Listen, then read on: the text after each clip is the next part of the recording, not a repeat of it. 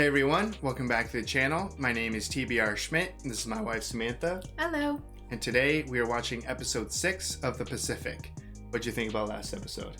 We're really setting up for the horror that's gonna be... Peleliu, I believe that's how it's said. Okay. We'll go with that. Yeah, I mean, we had a pretty lengthy discussion.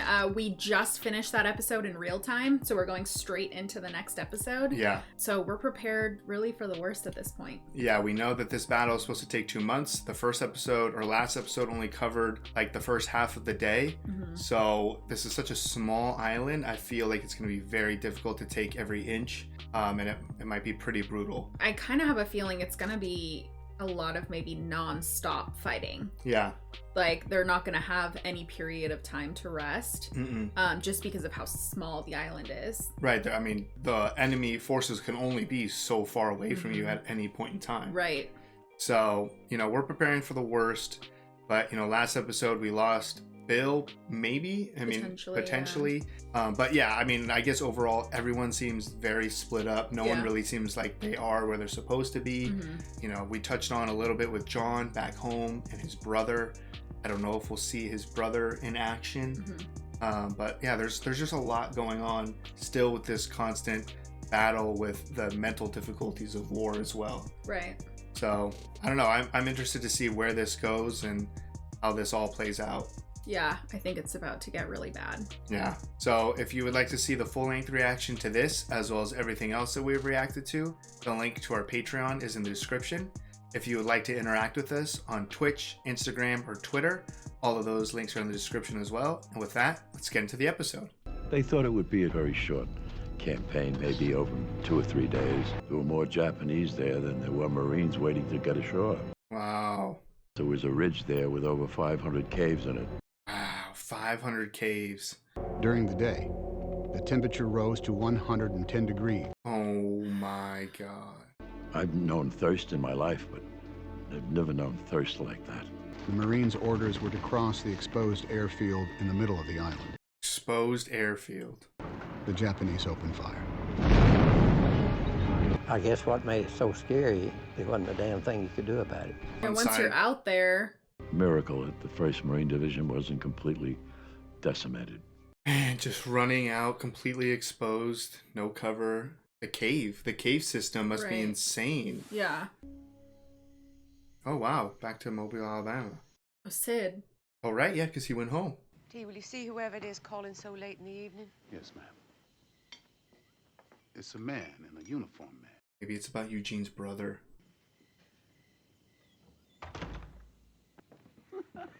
Oh, thank God. It's Sydney. Dr. Sledge. I was gonna say, because that was Eugene's family. Right. How is he, Sid? Now, don't put the boy on the spot. First is the best there is. Us stovepipe boys, we're always a little behind the hot stuff. But I'm not worried about Eugene. That's not so hard to hear, is it? It's like telling the truth. There's still that, like, can't not be concerned. So tiny. That's insane. 110 degree heat, no water. And imagine the humidity. It's probably so humid. Just like sticky and gross.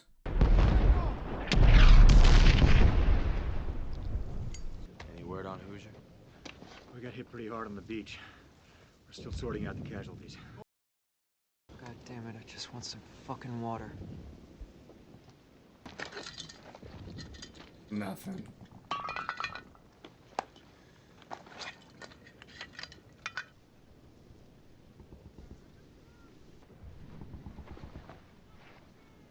I mean, you kind of have to, even though I know it's disrespectful. They need the supplies.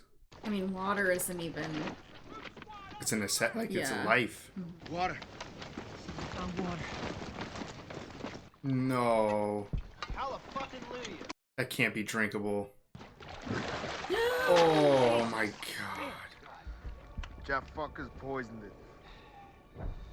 The entire division's moving across the airfield at 0900. When we move, do not stop until we get across. We need water, Captain. I'm working on it, Corporal. All of their mouths are like just so dry. Yeah. Just carrying all of that equipment too. And then the fact that it's 110 degrees. Nice cold sip of water. Put it right out of your mind. I got a little water.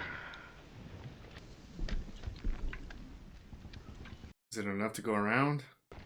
It's gonna be the best water they've ever had. Yeah. It's got to be at least a comforting feeling for what they're about to do. You gonna give him the motorcycle? That's the least I can do for the water. Have an idea? Yeah. Maybe the Japs have some over there. How could they send us up here without any fucking water? Get your gear together! Stand by to move out! You smoke now. Oh no. Oh no, this is a lot. See you on the other side. Let's go! They're just so exposed. Oh my gosh, just getting bombarded. Wow.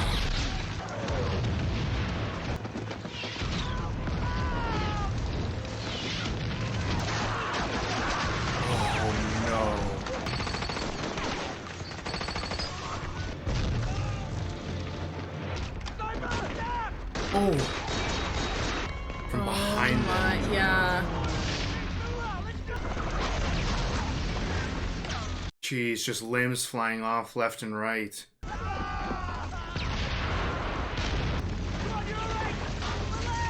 runner got hit.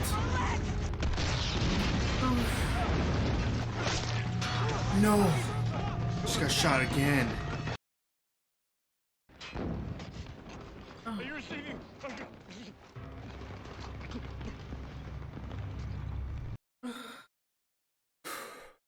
Fix it, you hear me?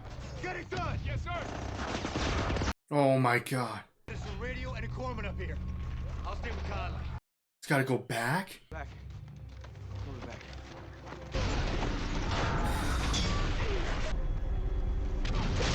Oh my god. There's literally just limbs flying across the screen. He's gonna get disoriented too. Yeah. Oh no. Radio! You better off with 2 tin cans and a fucking spray! Oh my god. They're being obliterated. Oof. Gotta get the hell out of here!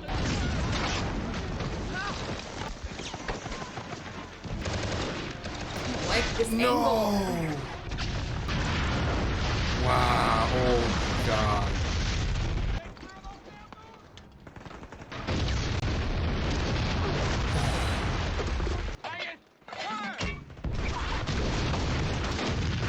Some good hits. Ooh. The shots are so impressive. From that distance, everything. Yeah. Oh. Oh. Just gotta leave him. I forgot he never even made it back. I need you to take our wounded back to the beach! No can do! We're moving out! Huh. Hold here till we load our wounded. Then you can move your ass wherever you want. Jeez. Get the wounded aboard! Wow. Wasn't taking no for an answer. Yeah. Man, but what happened to Runner? Maybe he'll get reunited with Lucky now? Yeah, if he survived and made it back to his medical ship. He just got like crushed against that tree. What you doing, Daniels? County Japs. Find someone else for me. I need Daniels here. There's so many to count. I know, Private. I know. Just as easily been me counting Japs I can't see. I've never been more scared in my entire life. And we're all afraid. A man who isn't scared out here is either a liar or dead. Our war. I have to believe. that it's all worthwhile because our cause is just. Of course, if a just cause came with some hot food and cold water, then it'll be okay too. It's not like just a suck it up type of speech. Some true leadership. Yeah, I think that was a lot more helpful than anything else he could have said. You handled yourself well today, Sledge. Pork chops and water? Dang. You ain't supposed to write shit down, you know. Gives the Japs valuable intel, they find it. Guess I won't show it to him then.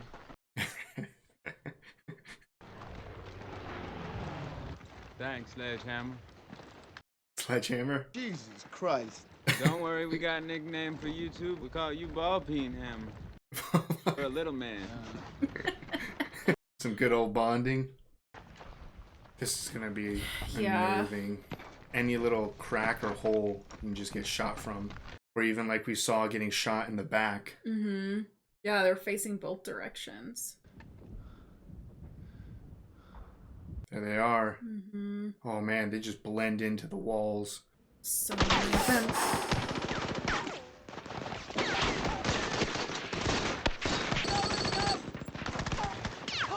They're just so dug in on those cliffs and walls. We can't take this objective without unacceptable casualties. Do you copy? I gotta go back to battalion. Get these orders changed. I hope he can get those orders changed, or else that's just straight suicide. Can you believe this bullshit about the dog? Some dog's supposed to smell a Jap before me? I don't think so. Nail him with flare and HE as fast as you can. You think you can do that? I was asking Sledgehammer. Sledgehammer. Yes, Gunny.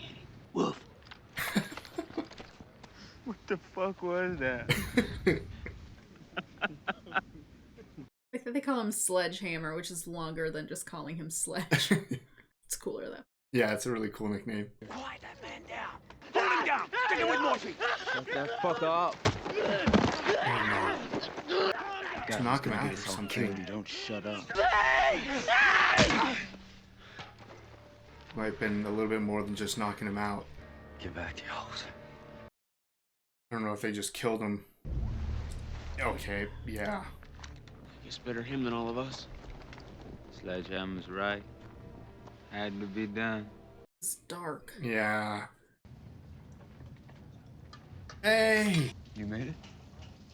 Could say the same about you. I tried to get you a corpsman. I tried to get back to you. I know. Lucky I know. Can you take me topside? We got our orders changed. Regiment wants us hunting Japs up the East Road. King Company, move out! It looks like maybe it's raining. It's true, maybe they can fill up their canteens. Yeah. Hey, let's go home, Cotter. I wonder if he's paralyzed or if he just can't walk right now. I mean, clearly they're getting out of here. That might be it for both of them. Yeah. Jeez. All right, that was episode 6 of the Pacific. What'd you think? That was hard. That was a lot. Almost the majority of the episode was just them getting across the airfield. Right. Like you kind of said during the episode, that's just such a small portion of this island. It seemed like it was a few hundred yards. I mean, the place where they ended up to where they started, I mean, you could see it with your naked eye practically, where they went from spot to spot. But just to get there was practically no cover, being bombarded with just explosions. I mean, people exploding, literally limbs flying across, hitting people. Like you're getting hit with someone else's limb that was running right next to you. Right. Then once they made it a little bit further, they got into range of the Japanese soldiers who then started shooting at them, mortars. I mean, it was relentless. We've seen a lot in the earlier episodes.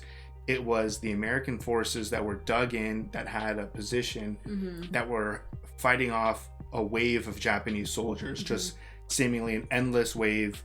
That was the strategy, just go forward. And now it seemed like it flipped.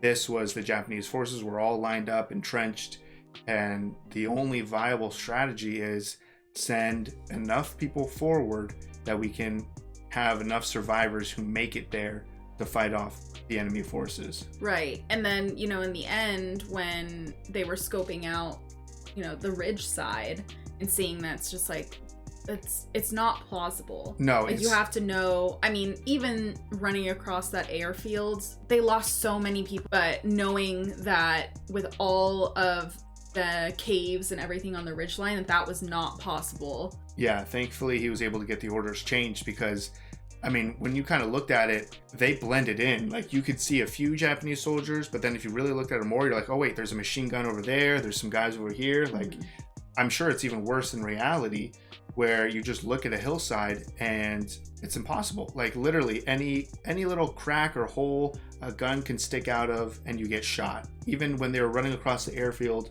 the fact that they got one of the guys was shot in the back by a sniper who was in like a little cubby hole as they advanced past him. Like, it's literally just everywhere. Yeah, and it's literally impossible to see. Yeah. Like, impossible to tell which holes are just empty, and if something is just like from an explosion that there is a hole there, or are there people in there. You just have to treat everything like there's a Japanese soldier waiting there. Yeah, just treat everything as if it's a threat. But at this point, like, you can't turn around and there not be something within 2 feet of you. Yeah, and I guess that's what we kind of expected. I mean, we know that this is such a small island with a lot of forces on it. You can only go so far before you bump into an enemy. Right, and at the beginning of the episode with the veterans, we were hearing them, they had anticipated like a fourth of the amount of Japanese soldiers as what was actually there. I don't remember exactly the numbers. I don't remember, but it was definitely way more. They were not anticipating the amount of Japanese forces that were going to be strongly held within this tiny island. Right. So, yeah, I mean, I easily see how this went from a 2 to 3 day mission to months. Oh, yeah. And we're still only, probably a couple of days into this. I think this was just day 2. Yeah, they said it started day 2. I don't know if, I guess we went through went through a night, one or 2 nights. Right, so we might be on day 3 or something like that. Yeah, like what else? There's just so many of them left that I understand, but it's just almost unbelievable what they're going through. Lecky, we've pretty much potentially lost Lecky now. We had Runner take a lot of damage, get hit multiple times, and Lecky had to run back through all of that to try to find someone, and he did. He found multiple people and nobody could help him. And the last person he found, I believe, got blown up. Mm-hmm. And he got, I don't know if he took some shrapnel or something, but it kind of looked like the force of the explosion just sent him flying into that tree. Yeah, he definitely was severely concussed. I mean, he was bleeding out of his nose, his ears, and then started out of his mouth. Like, he had to have massive internal injuries. Potentially, is he paralyzed? I mean, the final shot is him sitting in a wheelchair, and he had to have Runner bring him topside. And that's kind of what I was thinking too, because Runner clearly had been, one of his legs was severely injured. He was limping on it. It was straight. He had to keep it straight, and he didn't have a wheelchair. Yeah. So I imagine that you really only get one if it's absolutely necessary. Yeah, so that's unfortunate that maybe Lecky is paralyzed from the waist down, I assume. We'll need to see if we see them again. It definitely looks like they're leaving, but we did also get to see a little bit of Sid back home. Yeah, we saw Sid back home for a brief moment, which that scared me too, because I didn't know if it was an individual there to tell the family that their other brother had died in the European invasion. Right, which, yeah, I mean, that is the first place that your mind would go to with that. I was a little bit confused. I didn't totally remember what Eugene's mom looked like, but as soon as I saw his dad, I was like, oh. So I realized that it was his family. But that was so nice that Sid went over there when he got home. And he said the perfect things. He's with the best. Yeah. He'll be behind everyone. I'm not worried about him at all. Yeah, I mean, of all of those things, most of it's probably true. Saying that he's not worried about him. That's the part where I feel like he looked at the father and the father looked back at him. They kind of did a little nod because his mother was like, oh, thank you. That's so nice to hear. And the dad being a doctor, I believe, for, was it World War I or something? Yeah, I think he had previously been in combat as a doctor. Yeah, so he knows, I think, the reality of everything. So I feel like there was something said between the two just through their eyes. Mm-hmm. That it's like, yes, all of this may be true, but he's still in war. Yeah. So but I think that's exactly what his mom needed to hear. Yeah, no, I think Sid did it perfectly. Yeah. There was a part of this episode that got me a bit, and that was in the middle of the airfields when, you know, they're behind, I think, a downed plane maybe, and you had the person that was the Marine that was trying to communicate. trying to communicate as he's just severely injured and bleeding, and that got me, because it's just like, you know, you see kind of all of these guys getting severely injured and they go into like shock, or they go into like a panic, or whatever it is. Like, everybody handles things differently, but he was just like adamant on getting through to somebody, and I don't even think it was for him. Like, he was just trying to get through for help for everybody that was injured. Yeah, I mean, he was literally on the phone to practically his last breaths. Right. Yeah, no, I mean, that was rough. I mean, the whole sequence of them, right, that was the majority of this episode. Yeah. Was just them running across an open field. Yeah. And they took what seemed to be a lot of I don't know how many Japanese casualties there were. American forces took a lot to get over that airfield. So I don't know. I mean, they moved forward. I feel like it's just going to get more and more deadly the deeper they get into the island. Well, and I think against that ridge line, I don't even know how you get through that, other than getting it with artillery or airstrikes or something. Right. But even then, they've been shelling the crap out of this island for 3 days before they even landed any Marines. Right. And they still encountered this level of resistance. So I don't know if this is one of the final islands that they're on, or if there are other islands that they have to move to before the end of the war. Yeah, I mean, from that map, you know, we're still a good distance away. Yeah, I mean, I think the objective is to get this to then help take the Philippines. Yeah. Which then would lead to Japan. So I don't know if we move to the Philippines or not. Right. But, you know, seemingly we could still have another couple of episodes still on this island. Yeah. Because it is just brutal so far. So, I mean, we still have John at home. Now we have Runner and Lecky, who are potentially totally out of the war. So we might only be following Sledgehammer moving forward. Yeah, it was a rough one, but we'll see where this goes. I think we'll still be here next episode. So if you would like to see the full-length reaction to this, as well as everything else that we've reacted to, the link to our Patreon is in the description. If you would like to interact with us with any other types of social media, all of those links are in the description as well. And with that, peace everyone. Bye. Bye.